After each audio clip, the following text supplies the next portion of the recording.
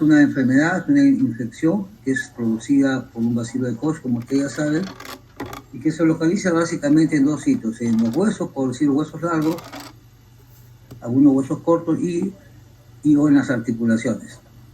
Cuando se localizan en las articulaciones, nosotros le conocemos con el nombre de osteoartritis tuberculosa. Y esta es la mayor frecuencia que vamos a ver, ¿no? Más le gusta este bacilo introducirse en las articulaciones. Y de menor frecuencia, cuando se localizan los huesos largos, ¿no? Los huesos largos, por ejemplo, el húmero, el fémur, la tibia, y se llama osteomelitis tuberculosa. Entonces tenemos osteomelitis tuberculosa y osteoartritis tuberculosa. La más frecuente es la osteoartritis tuberculosa.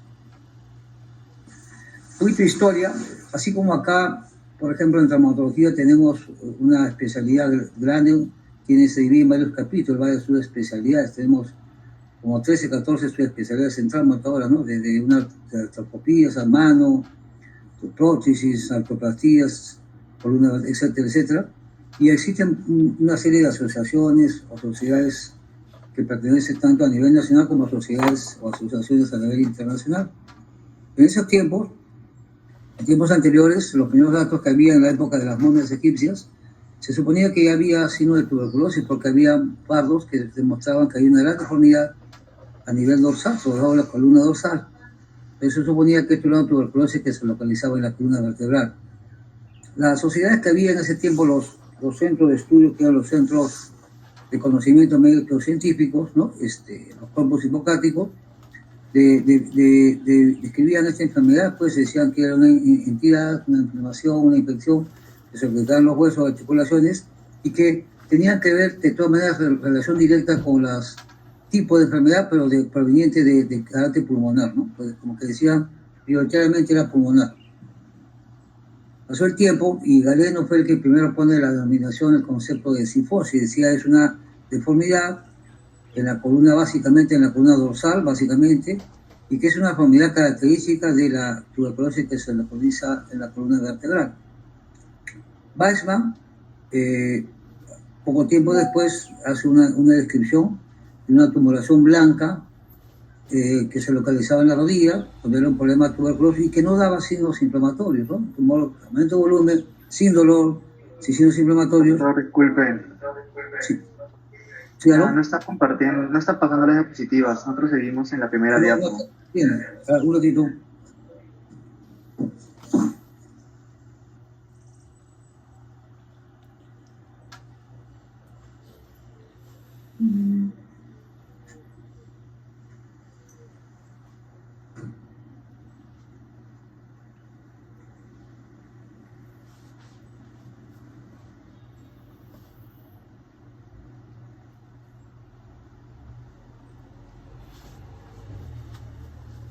¿Se comparte ahora? Sí, doctor. Gracias. Entonces, primero fueron las momias egipcias, después los conocimientos de las sociedades médico-científicas, Galeno que puso el nombre de cifosis, Weissman que describe lo que estábamos hablando del tumor blanco, una imagen casi característica de la tuberculosis de la rodilla. Y en el año 1779, Koch, que describe por primera vez la tuberculosis en la columna por una parálisis asociada. Entonces le puso por eso lo que se denominaría posteriormente mal de Koch, ¿no? Siguiendo los años, la evolución del tiempo, Koster describe la patología del tubérculo característico que tiene su nombre, o sea, el tubérculo de Koster. Y en el año 1882, Koch, con el descubrimiento del bacilo que lleva su nombre, el bacilo de Koch, tumba todas las leyendas y todas las teorías o las hipótesis que había en relación a esta enfermedad, ¿no? En cuanto a de origen etiológico, ¿no? Entonces, se quedó demostrado porque era producido por el famoso bacilo de Koch, ¿no? Como muchas tuberculosis no tuvieron tratamiento inicial, habían quedado con una serie de deformidades o con secuelas. Entonces, en este ciclo, el médico Hibbs introduce por primera vez la arma terapéutica quirúrgica y básicamente lo que hacía era artrodesis articular, artrodesis de columna, básicamente columna vertebral, como un tratamiento definitivo final, ¿no?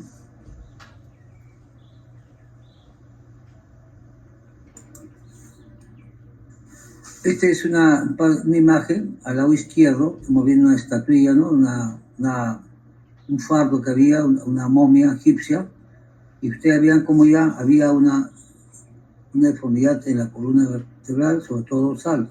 Se llama la famosa jiba dorsal, y posiblemente tendría mucha relación con lo que se llama mal de Port.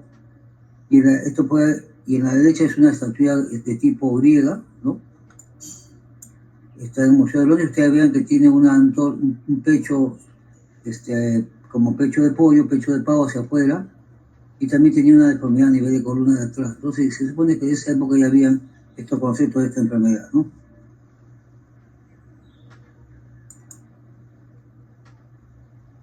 Entonces, la etiología de esta enfermedad es más común en gente joven, de 2 a 5 años, y como medio entre la gente joven entre los 18 y 25 años, y eso está en relación lógicamente, con el grado de virulencia de este germen, que es el bacilo de Koch, y se ve mucho más en pacientes con estratos sociales bajos, bajo nivel socioeconómico, donde zonas donde hay mucho hacinamiento. No tiene predicción para el sexo alguno, se puede afectar cualquier sexo, y generalmente puede abarcar a todo el mundo. Existen 2 tipos de bacilo, el bacilo humano y el bacilo bovino. El bacilo bovino es muy común en Europa, por ejemplo, Holanda, Nueva Zelanda, ¿no? Suecia, donde hay muchos pastales en Europa, entonces hay mucha crianza de ganado vacuno, y muchos niños con sus papás son granjeros, ¿no? Y trabajan y empiezan a manipular para sacar la leche de las vacas. Inclusive los niños que han sido tomados directamente de la vaca, inclusive su leche, esa leche no es cauterizada, entonces ahí era fuente de contagio sobre todo bacilo tipo bovino. El bovino humano es más común en América en general, y esto se transmite pues un contacto directo de persona a persona, ¿no? Entonces el contagio de persona a persona generalmente va a ser por el esputo, ¿no? Una saliva, la toses, ¿no? Entonces, ambientes sobre todo cerrados, donde hay mucho hacinamiento, o sea, estornudos, por los besos, ¿no? Por el contacto cerca con una persona, por la respiración, y por la manipulación de objetos alimenticios y objetos, de utensilios alimenticios, ¿no? Entonces, la tuberculosis osteoarticular o tuberculosis articular es la que compromete habitualmente grandes articulaciones como primera primicia. 2, y es generalmente monoartrítica o oligoartrítica, y como concepto básico, que el 80% de frecuencias se localizan siguiendo el orden de frecuencia en columna vertebral, caderas en segundo lugar y tercero en rodillas. Cuando se localizan en la columna vertebral, nosotros le llamamos espondilitis tuberculosa, o cuando se localizan a nivel de la columna dorsal, mal de Port, ¿no? También en segunda orden de frecuencia tenemos la localización en la cadera. Cuando se localiza se llama coxitis o coxalgia tuberculosa. Y en tercer lugar en la rodilla, cuando se localiza se llama tuberculosis de rodilla, y no se olviden que generalmente contamos el tumor blanco en la rodilla. Sin embargo, podemos encontrar también en otras partes del esqueleto humano, como la articulación sacroiliaca, los huesos del tarso, los huesos del carpo, ¿no? El hombro, algunas veces en el codo, y algunas veces incidentalmente en el tobillo. Entonces, el 80% se localizan en orden de frecuencia, número 1, columna vertebral, 2, cadera, y tercero, rodilla. ¿Cuál es la patogenia de una infección tuberculosa? Primero, el foco primario, tuberculosis es a nivel de adenopatías biliares. Por siembra bacilar, sigue un camino vía sanguínea y adopta dos líneas a cruzar. Una se va hacia el hueso y otra se va hacia el segundo foco secundario. Cuando se va al foco secundario, es generalmente urinario o pulmonar. Cuando se va al otro foco secundario, que es los huesos, generalmente se localiza más a nivel de la región de las epífisis y metáfisis de los huesos, largos, como dijimos, húmero, fémur, tibia, generalmente. Sin embargo, en menor distancia, en menor frecuencia, puede ubicarse en tejidos esponjosos de las vértebras, o hueso del tarso, o hueso del carpo. Entonces, todo esto por vía sanguínea. Entonces, En la anatomía patológica tenemos una colonización del émbolo bacteriano. Entonces, en todo el émbolo bacteriano, el ser humano, entonces el ser humano, ¿qué hace? Como mecanismo de defensa hace una reacción de tejido conjuntivo intraóseo, ¿no? Y esta reacción, esta defensa del mismo ser humano produce los famosos folículos de Koster. Y este folículo de Koster tiene una característica que son células grandes porque tienen células gigantes central, tienen capas de células epiteloides, ¿no? Tienen capas de células de linfocitos, ¿no? Toda esta unión de folículos de Koster, que tiene células epiteliales, linfocitos y células gigantes, esta unión de folículos da el famoso folículo del tubérculo miliar. Los tubérculos miliar quieren hacer una serie de folículos Koster que se han agrupado, ¿no?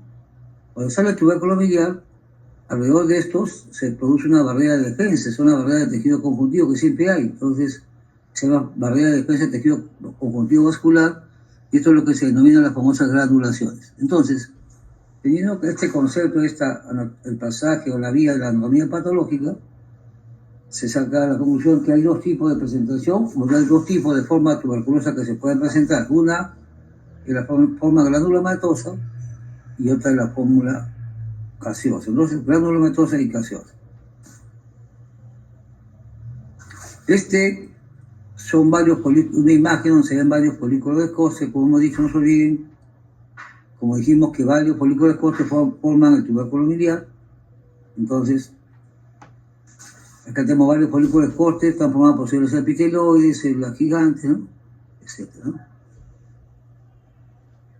Entonces, la patología de una infección tuberculosa, el bacilo busca su vía de entrada y generalmente se localiza en una articulación. El sitio predilecto de localización es una articulación. Avanza y su predilección, o sea, su apetito es básicamente a la parte sinovial, ¿no? La sinovia de una articulación. Entonces, abarca el tejido subsinovial linfoideo, sigue avanzando, abarca toda la sinovia y eso es lo que se conoce como sinovitis tuberculosa, ¿no? Esta sinovitis tuberculosa tiene buen tiempo de espera. Entonces, antes de lesionar el resto de la articulación, se toma un tiempo de estar solo invadido la parte de la sinovia. Entonces, la sinovitis tuberculosa es un periodo más o menos largo, se mantiene un buen tiempo en esta fase, la infección, y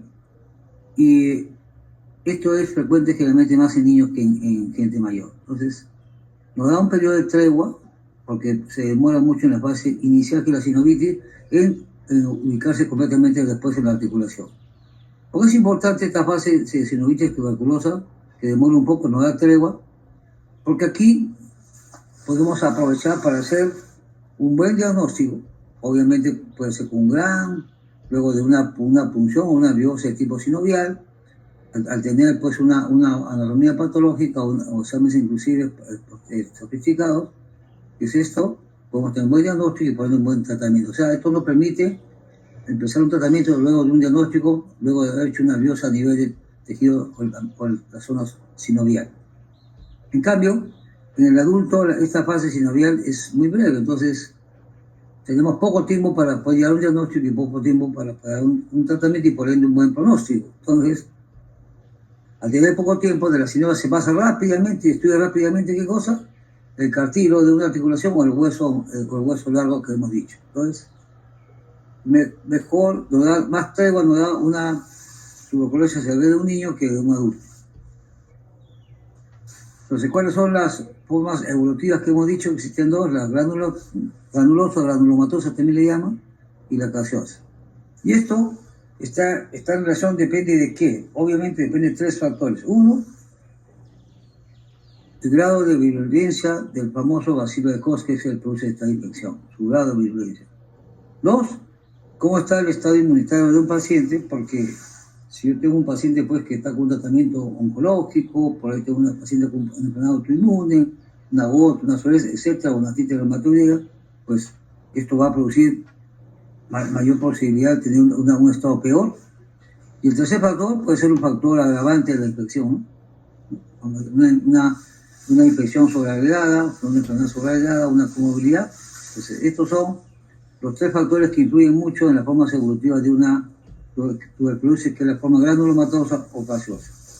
Entonces, la forma granulomatosa o granulosa también tiene dos nombres, se llama forma productiva o forma folicular. Acá hay una gran importancia porque hay un equilibrio entre quién, el organismo, es el que está afectado, y el germen, o sea, el bacilo de Koch. Entonces va a haber una actividad muy agresiva, por lo tanto va a haber poco calcio, un formador de calcio, y cuando tiene formas de fungosidades, cuando toma estas formas, ya se va resolviendo el hueso, pero esto se forma muy lento. Es una fase, una forma que nos permite tener una posición, un mejor pronóstico cuando se instala un buen tratamiento.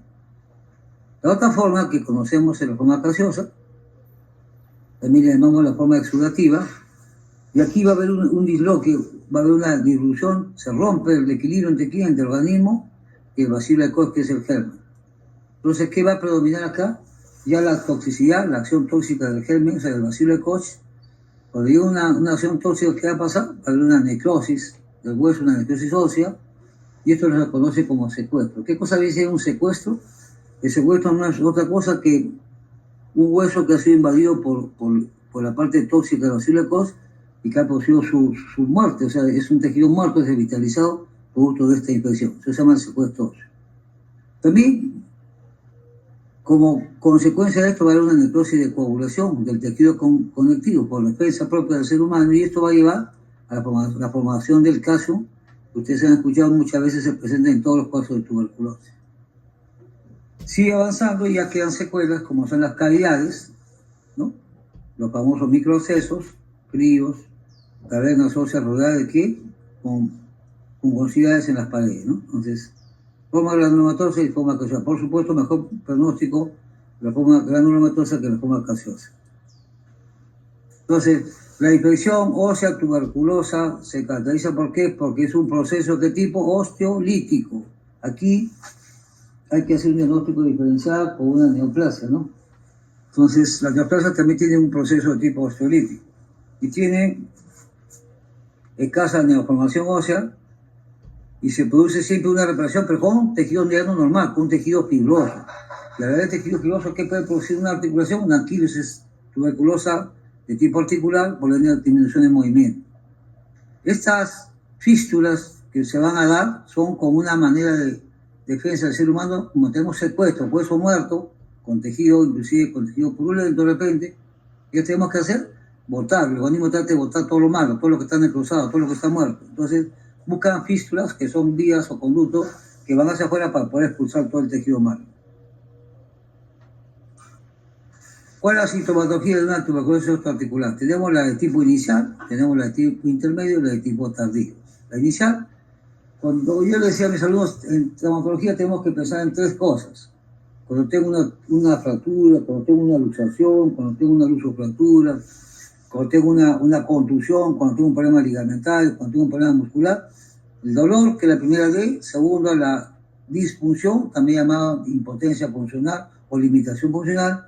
Y la tercera D es la deformidad. Aquí vamos a seguir con dos Ds, dolor y la disfunción o impotencia o limitación funcional. Pero acá, de repente dejamos un poco la deformidad, salvo como el tumor blanco, y entramos una nueva actividad para completarla que se llama la contractura muscular. Esa es la diferencia. Cuando va avanzando, en sintomatología es intermedia, ¿no? Y nos da posiciones viciosas. Cuando yo tengo un dolor en un miembro, no lo muevo, y al no mover, ¿qué va a pasar? Puede tener una hipotrofia muscular, a uno le decimos atrofia, pero a veces viene a ser hipotrofia, porque atrofia es cuando no hay nada. O tenemos signos inflamatorios de aumento de volumen, se llama tumefacción de partes blandas. Y los síntomas tardíos, cuando yo tengo abscesos, fríos, como hemos dicho, tumor blanco, las fístulas que habíamos hablado, que sí es para expulsar todo tejido malo, que viene especialmente los secuestros. Tenemos deformidades como el mal de Port, por ejemplo, rigidez articulares, evitan los movimientos, sobre todo flexo-extensión, acortamientos y parálisis, ¿no? Cuando la cosa ya avanzó. Entonces, teniendo una parte global de la clínica en sí de una tuberculosis osteoarticular, tenemos que tener presente todos los síntomas generales que demandan esta impregnación tóxico-bacilar, producido por el bacilo de Koch. Todos son de índole general. ¿Cómo son? Fiebre. Pero es una fiebre que dice que es una fiebre que va del orden de 38 grados y sobre todo tiene periodos que presentan más en las tardes y en las noches, ¿no? Tener presente diagnóstico diferencial con brucelosis, que es un cuadro algo parecido. Segundo, el malestar general, que va dándose conforme pasa el día, la pérdida de peso en poco tiempo, en pocas semanas, pocos meses. Dice cuando uno tiene un paciente que es, por ejemplo, ya mayor de 60 años, mayor de 50 años, algunas veces aún mayores de tercera edad, y tengo una baja de peso rápida, hay que empezar siempre por pensar inicialmente en una neoplasia. Si tengo un paciente joven con una pérdida rápida de peso, pensar siempre en una tuberculosis como cosa inicial. Aparte tenemos sudoración nocturna, a algunas personas les crecen bastante las pestañas, ¿no? Y alergia, ¿no? Bien. Entonces el enfermo, aparte de todos estos síntomas generales, tiene las 3D, 2D, porque dolor, disfunción, y hemos cambiado la deformidad por cuál, por la famosa contractura muscular. Entonces, cuando yo tengo una actividad inicial, primera D, tengo un dolor, y ese dolor puede ser espontáneo, obviamente. Esto se puede provocar localmente, o porque el tumor o la característica del tumor puede haber habido una compresión, que busca una compresión a nivel del mismo afectado. Esto en el niño se conoce como el ictus nocturno. ¿Qué significa? Todo el día estoy con contractura muscular, me paro, corro, subo escaleras, camino, escribo, como, pero cuando llego a la noche a descansar, entro un relax, porque tengo una relajación muscular. Entonces la transición que hay, el cambio que hay entre la parte de contractura y relajación, va a producir el famoso ictus nocturno que se ve en los niños, que no es otra cosa que un relajamiento de la contractura muscular durante el sueño. Tenemos disfunción funcional, también llamado limitación o impotencia funcional. Entonces, conforme va avanzando la tumoración y va afectándole a la sinovia, a la articulación, produce la famosa cojera, que no es más que nada que es una claudicación, es una marcha claudicante, o actitudes especiales, por ejemplo, la giba que hace un paciente cuando tiene mal de POT para bajar el dolor, una actitud antálgica. Y tercero, lo que hemos hecho es agrega esta actividad a la contractura muscular. Es una contractura muscular porque tenemos posiciones viciosas de algunas articulaciones, de algunos miembros, y si yo tengo una posición viciosa y no muevo mucho una articulación, termino con una rigidez articular y que también se dijimos acompañada de una atrofia muscular. La actividad intermedia es la que ya va adoptando posiciones viciosas, ¿no? Por ejemplo, propia de cualquier artritis, depende de donde se localice. No se olviden la atrofia muscular, porque no uso un poco de desuso y hipotrofia muscular. Y la tumefacción de las partes blandas que va a existir, pero que no es una tumefacción que le llaman roja ni caliente, porque no tiene signos inflamatorios, se llama tumor blanco. Entonces es un abultamiento de las partes blandas. Y los síntomas tardíos ya son los abscesos fríos. Esto, dijimos, están en contra de lo que habíamos dicho, los abscesos piógenos, cuando son de color rojo, coloración rojiza, aumento de la temperatura local.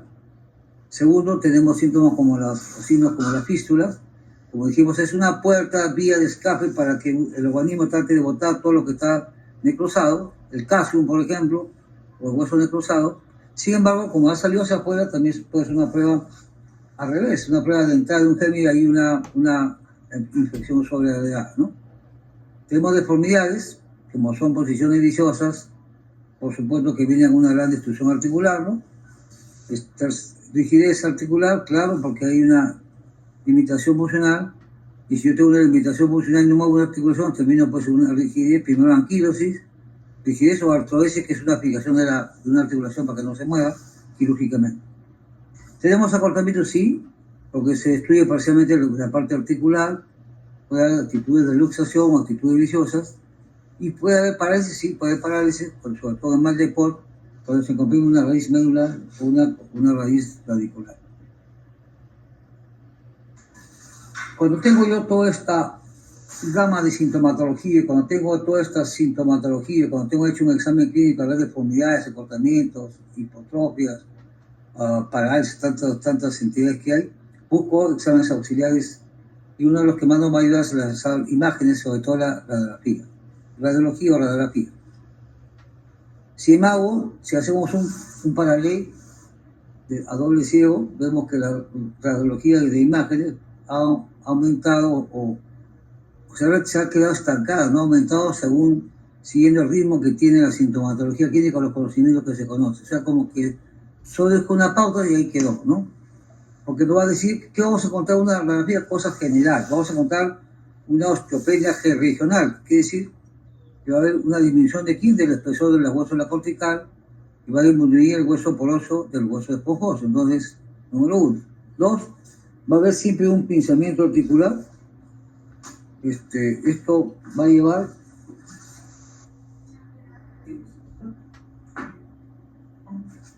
a llevar que tenga irregularidad. Como hay pinzamiento, no se olviden que muchas de estas infecciones, cuando hay compromiso articular, van de la mano con las artrosis. Las artrosis, aparte del dolor, tiene 3 signos radiográficos: pinzamiento articular. 2, la esclerosis, que es el desgaste del cartílago en sí, del tapiz, digamos, y no se olviden las osteopitas. Entonces acá va a haber un pinzamiento articular, con que en los contornos va a ser con grandes irregularidades, lo conocemos con el nombre de imagen de mordisco de ratón.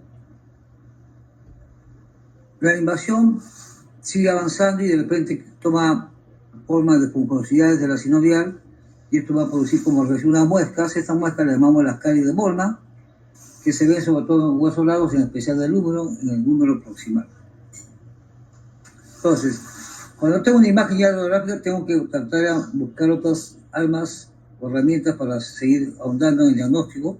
Y el segundo que voy a ver es el gold estándar de la histología, porque nos puede dar un diagnóstico certero en un promedio 94% de efectividad.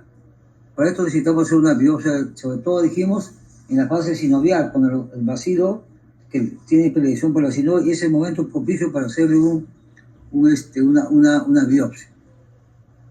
Sin embargo, yo puedo tener la histología granuloma. Sin embargo, esto no me dice diagnóstico. Hay granulomas de todo tipo, no necesariamente tuberculoso, ¿cierto? Y puedo hacer un examen de un líquido sinovial. Si yo hago una punción de una rodilla, una artrocentesis, o de repente por ahí hay una colección de líquido, puedo hacer una punción abstractora, una artrocentesis, un aspirado. Entonces, puedo estudiar líquido sinovial. Y si yo tengo un líquido sinovial tuberculoso, puede ser igual que cualquier líquido sinovial que proviene de una inflamación común y corriente, que es una inflamación típica. Entonces, se observa pues qué cosa, un aumento que la serie blanca, o sea, los glucositos básicamente disminuye la glucosa algo, y cuando aumento la célula del grupo de glóbulos blancos, aumenta más el polimorfo nuclear y aumento de proteínas y baja de glucosa, ¿no? Estas son unas imágenes, tenemos para que vean toda la forma de localización de una tuberculosis articular, húmero proximal, tenemos el antebrazo del tercio medio, columna dorsal. Este es un tratamiento quirúrgico, una fractura del radio cúbito, contratado por una reducción cuenta con osteocitis, con placa y tornillo. Sin embargo, como que acá ha vuelto a aflorar. Tenemos la localización de las manos, muñeca y los dedos de la mano, lo del tórax. Tenemos la columna vertebral, acá tenemos una muy bonita, columna lumbar, está muy arqueada. Esta es la columna lumbar también, cuello y cabeza de péndulo, y todo el tobillo. Esta es una imagen de un tobillo, donde estamos viendo que presenta un gran pinzamiento articular correspondiente a un cuadro de una artrosis de tobillo. También había en la zona aquí, no se ve muy bien, pero era bastante osteoporosis, ¿no? Este tratamiento, pues, que dice que se sometió a este paciente mucho largo con tratamiento especializado con corticoides, pero al final fue una tuberculosis de tipo osteoarticular. Esta es una imagen para que vean de una tuberculosis articular que compromete los huesos del tarso, con gran compromiso de la parte articular y del tercio distal de la tibia. Bien. Cuando este bacilo se localiza en la columna vertebral, ¿qué produce? Destrucción de quién? De los cuerpos vertebrales. Ataca la columna y produce una destrucción de cuerpos vertebrales. De ahí se van los espacios intervertebrales. ¿Y qué pasa? Produce fracturas, se produce colapso de las vértebras de la columna vertebral. 2, cuando se localizan los huesos tubulares cortos, se puede dar una lesión expansiva característica que va a producir una destrucción trabecular, ¿no? Una imagen osteolítica, dijimos, y ahí no hay reacción perióstica, lo que se llama la espina ventosa. Va a ser los huesos chicos de la mano, los pies, los dedos, como que se ha soplado los huesos, ¿no? Entonces se llama espina ventosa, tuberculosis de los dedos. También vamos a ver secuelas de que fusión de cuerpos vertebrales que se pegan, se subluxan o de grandes deformidades. ¿Son útiles las fistografías? Sí, para ver cuál es el trayecto que ha tenido la fístula tratando de expulsar el material inerte de estos secuestros óseos, pero más que una ecografía, ¿no? Más que una fistolografía, podemos tener artefactos o pruebas más sofisticadas como son las tomografías, la resonancia magnética nuclear, para un mejor estudio, no solo de huesos, sino de todo lo que es partes blandas, ¿no? Aquí tenemos una imagen, es una espina ventosa, que se ha localizado en la falange proximal, el segundo dedo. Igual, ahora este es uno que tiene el fémur distal, un quiste, que puede ser tuberculoso. Aquí en el tercio la tibia, esta es la espina ventosa de los dedos, que se ve así, en vivo y en directo, una imagen. Y aquí estamos viendo. Muy bien. Cuando se localiza en el hombro, como ustedes están viendo, hay una gran destrucción de quién? Del epífisis proximal del húmero, ¿no? Compromete básicamente toda la región del húmero proximal, la parte de la epífisis, ¿no? Hay signo gráfico de aumento de volumen, partes blandas, acá. Y esto hemos dicho que realmente corresponde a una imagen que es la fase evolutiva de granulomatosa o folicular, ¿no? Entonces, esta imagen, sin embargo, da una gran instrucción, pero cuando un tratamiento se instala precozmente, como que se puede revertir un poco la lesión extraarticular. Acá tenemos otro paciente que tiene una tuberculosis aquí en el tercio proximal del húmero. Acá tenemos el tercio proximal del húmero. Acá tenemos otra en el codo, el hombro. Bien. ¿Qué cosa es el mal de Port? El mal de Port fue descrito por la persona, el señor Port, que Port lleva el nombre pues, de esta patología, del año 1779. Se ve mucho más frecuente en niños de 2 a 5 años, en columna dorsal. La patogenia es que este bacilo de Koch llega a la arteria vertebral posterior, compromete el primero el disco intervertebral, infecta el cuerpo vertebral, va bajando, sin embargo siempre respeta la estructura posterior, más ataca la parte anterior. Cuando va haciendo el absceso progresivo hacia abajo, hacia adelante, baja el ligamento longitudinal común anterior, sigue con las vértebras inferiores, a lo largo de la costilla de la columna dorsal, sigue avanzando los abscesos lumbares a lo largo de las vainas psoas, y si no a la zona retrofaringe de la columna cervical. Entonces esto, todos producen abscesos, ¿no? Cuando va hacia atrás, produce una compresión medular o radicular, y aquí vienen muchas posibilidades que un paciente tenga pues paraplegias, ¿no? Pero cuando es hasta paraplegia severa es realmente buen pronóstico, porque con un tratamiento instalado precozmente mejora la cosa. ¿Qué complicaciones tenemos? Tenemos una quiva dorsal, como están viendo ustedes, en la región torácica, es por derrumbe anterior de los cuerpos vertebrales. Esta es una imagen de la radiografía, hueso del absceso de la espina, o hueso de la espina.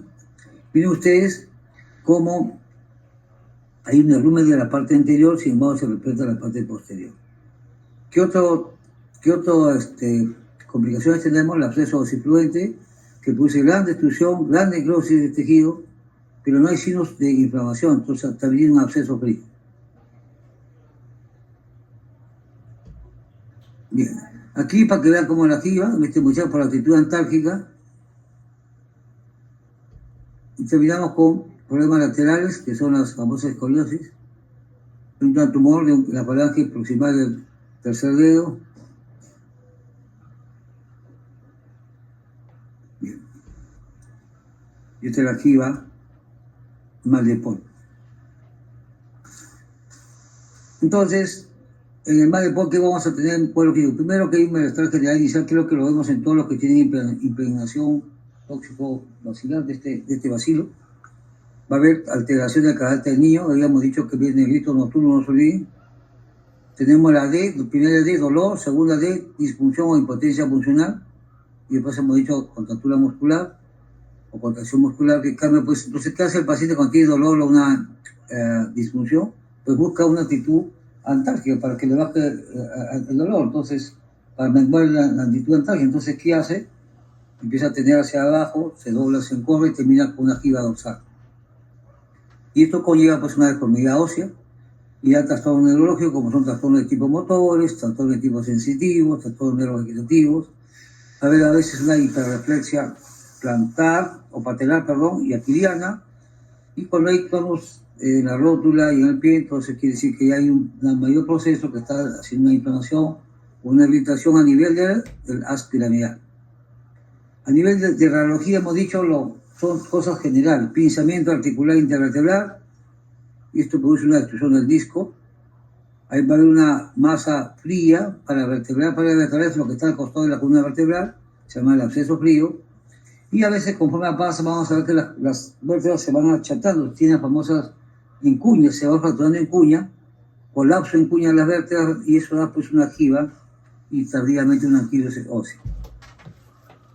Acá estamos viendo un cuadro estadístico de esto de muchos años en una revista. Generalmente la giba dorsal, que el mal de Pol se localiza en la columna dorsal medio baja, o ese dorsal superior más, dorsal medio y baja. Sin embargo, acá llama la atención que aquí, en esta estadística, los más altos picos fueron a nivel de la columna lumbar. Se toma por una referencia. Mi imagen, cómo se achata la vértebra de la columna. Otra imagen, bien. Algunas imágenes todas a nivel de columna, donde hay gran destrucción de columna. Esta es una gluxofractura en muñeca, codo. Muy bien. De todas maneras, en segundo lugar de frecuencia en tuberculosis, que es fuera de la columna vertebral, tenemos la tuberculosis cadera, que hemos dicho el 80%, primero columna, segundo cadera y tercero rodilla. Se sigue en frecuencia mal de Pol en cuanto a su localización. Y acá va a comprender básicamente la cabeza, cuello femoral, el sinovia, como dijimos, y el trocánter. La radiología, solo signos generales, como son la osteopenia, el pinzamiento articular y una destrucción ósea con escasa reparación ósea. Siempre reparación con ¿qué? Con tejido fibroso, ¿cierto? Una imagen de una tuberculosis localizada a nivel base cervical cerca del cuello femoral. De acá tenemos en la región trocantérica.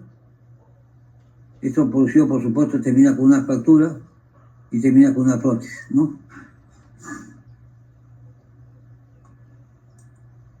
Acá tenemos otra, un niño, mira que está el crecimiento, núcleo de osificación femoral. Acá tenemos la parte trocantérica que están ahí, está bien mejor.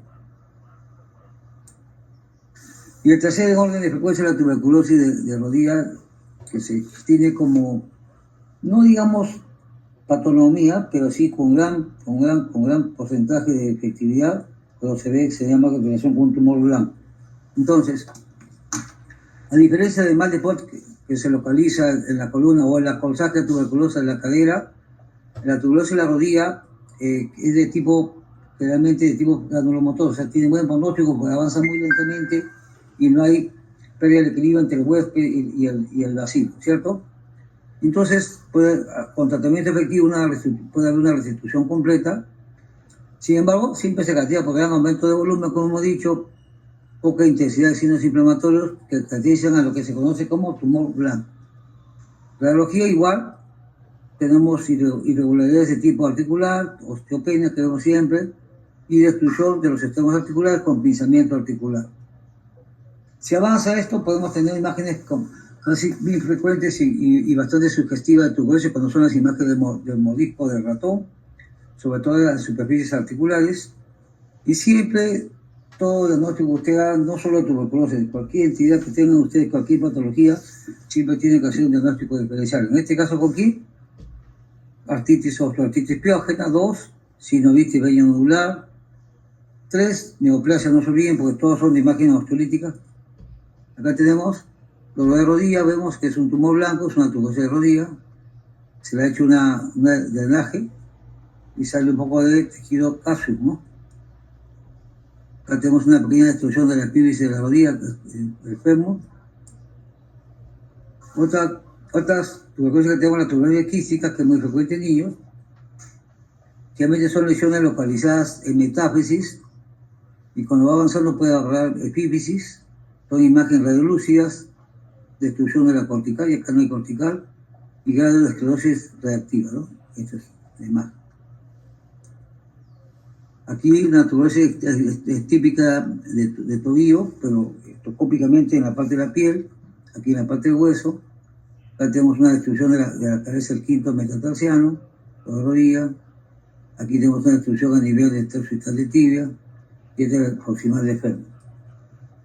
Entonces, teniendo un diagnóstico, con toda la clínica, imágenes, tenemos cuál es el gol estándar que tenemos, qué tipo, la parte de la vía patológica, los test que existen, es de un test de ELISA para ver un microbacterio anticuerpos, que tiene una sensibilidad del 94%. Tenemos que hacer diagnósticos diferenciales con fiebre, brucelosis, tifoideas, sífilis, tumores como neoplásicos, etc., ¿no? Entonces, el tratamiento, según el grado, la estadio, por ejemplo, es una rodilla con una tuberculosis, tiene un estadio 1, si no viste tuberculosis, tiene buen pronóstico, cuando son síntomas tempranos, tiene buen pronóstico. Aquí con el tiene avanzado grado 3, que no hay cartílago, el 4, que está avanzado acá, y aparte tienen que ser paseados por toda Europa. Entonces, ¿qué consiste esto? Que la rodilla tiene fases, ¿no? Es diferente que tengo una sinovitis, que tengo ya una luxación. Entonces, lo que hace en Europa a veces, como no había muchos casos de tuberculosis, esperaban esta fase para dar un diagnóstico. Acá ya se llegado a un consenso a nivel mundial que esta es la mejor fase para hacer un buen diagnóstico, una biopsia. Y aquí podemos instalar un tratamiento de tipo medicamentoso y evitar que se llegue a casos mayores como este. Esto todavía está en fase 2, podemos tener un buen tratamiento. Aquí hay una gran destrucción articular, pues tener presente esto. Entonces, el tratamiento está planificado en 3 fases. 1, tratamiento generalizado. 2, tratamiento localizado. Y tratamiento de lesiones asociadas, ¿cierto?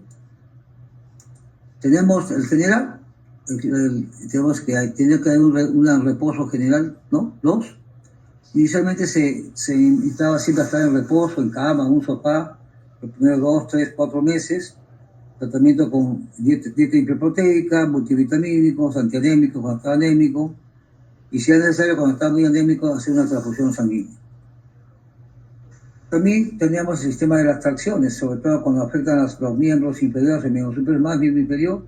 No se olviden que habíamos dicho que hay una gran contractura muscular, por lo tanto había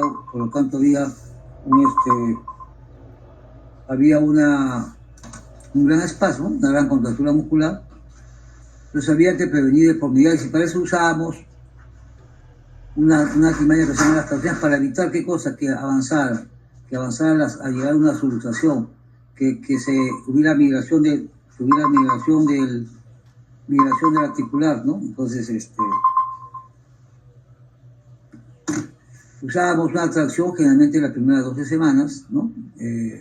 No había que, por el caso mismo, no se podía apoyar. Después usábamos muletas para que hubiera un apoyo parcial. Y tercero, usábamos un apoyo ya un poquito más efectivo por los siguientes 24 semanas. Entonces, primero era 12 semanas sin apoyo, después 12 semanas con apoyo parcial, y después como medio año más, en total en tratamiento de un año. Ya con un apoyo, pero un poco gradual y progresivo. Y las tracciones usábamos la décima parte del kilo peso corporal, ¿no? Porque si yo tengo una tracción, tengo que bajar la contractura muscular, bajar el dolor, y esto ¿qué va a conllevar? A que pueda empezar a hacer movimientos activos rápidos, tanto de cadera, de rodillas, siempre y cuando yo haya disminuido el dolor y siempre y cuando yo haya disminuido la contractura muscular y pueda usar las tracciones, ¿no? ¿Se podía continuar la tracción? Sí, se podía continuar de 8 a 12 a 16 semanas y se podía caminar con ayuda de muletas, ¿no? Y realmente estar a reactivarse poco en forma gradual y progresiva, ¿no? En las siguientes semanas. Todo esto general también estaba acompañado básicamente, obviamente, de los medicamentos, los protocolos de tratamientos medicamentosos, y decían que la dividían en dos categorías, la 1 y la 3. Una, cuando se eran las tuberculosis osteoarticulares, que eran extrapulmonares, y las otras de tipo categoría 3 todas eran extrapulmonares, pero eran de categoría 1 y 3, ¿no? Usábamos 4 drogas, se usa 4 drogas, uno rifampicina con R, isoniazida H, etambutol y piracidamina con Z. Tanto la categoría 1 como la categoría 3 usaban 2 meses de tratamiento. En la categoría 1 tenemos las 4 drogas, rifampicina, isoniazida, etambutol y piracidamina, y en la categoría 3 usábamos igual, rifampicina, isoniazida, piracidamina, lo que suprimíamos era el etambutol. ¿Ok? Entonces, después de los 2 meses, pasamos a 2 drogas, rifampicina con isoniazida, pero ya le damos tregua de un año y medio, ¿no? Este es cada droga donde actúa, es bioquímica, farmacología. Entonces, a veces el tratamiento conservador era bueno, pero a veces no funcionaba y a veces habían fallas. Necesitamos hacer cirugía, entonces, como dijimos, HIP comenzó con la artrodesis y lo que se hacía antes, primero se hacía una artrotomía, por ejemplo, la rodilla, y se hacía sinovectomía, se sacaba toda la sinovia, parcial o total, pues, obviamente era una gran incisión, quedaba después con rigidez por fibrosis, ese era medio tedioso. Pero servía para hacer biopsias y bajar el dolor quitando un poco de sinovia. Cuando venían los pinzamientos articulares, sobre todo a nivel de rodillas, también caderas que hemos visto, se podía usar los osteotomías correctivas, ¿no? Cuando ya quería fijar una articulación por la gran destrucción del cartílago articular o gran dolor que había, hacemos las artrodesis, que es fijar una articulación, es lo mismo que una crisis, pero se hace desde el punto de vista quirúrgico de esas operaciones.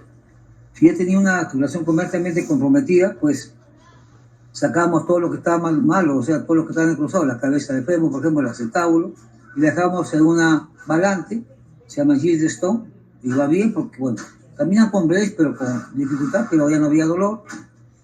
Y teníamos las famosas prótesis o reemplazos articulares.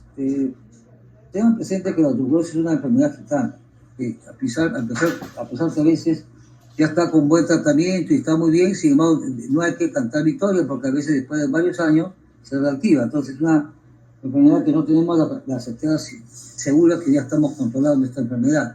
Entonces, ¿cómo voy a poner una gran destrucción articular en una prótesis? Pues se puede poner, y hay varios criterios.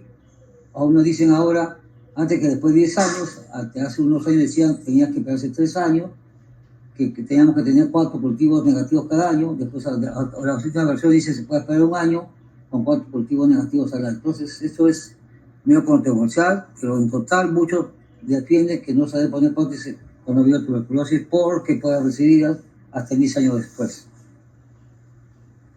Las gibas de columna dorsal, que hemos dicho más después, generalmente en gente joven, en gente después con las gibas de columna dorsal, gente mayor algunas veces, se acompaña de otras propiedades, como estamos viendo, que es una giba que se acompaña de una escoliosis dorsolumbar.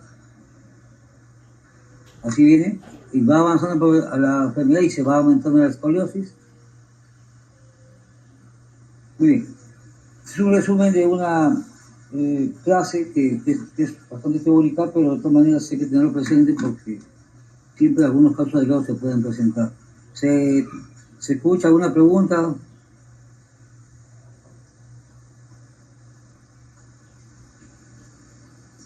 Creo que no hay preguntas, doctor. Todo claro. Les agradezco mucho y gracias por haber podido dar una clase virtual. Lo que pasa es que tenía una serie de problemas hoy día para poder concluir la universidad. Nos vemos pronto. Hasta luego. Gracias. No se preocupe, doctor. Gracias. Hasta luego.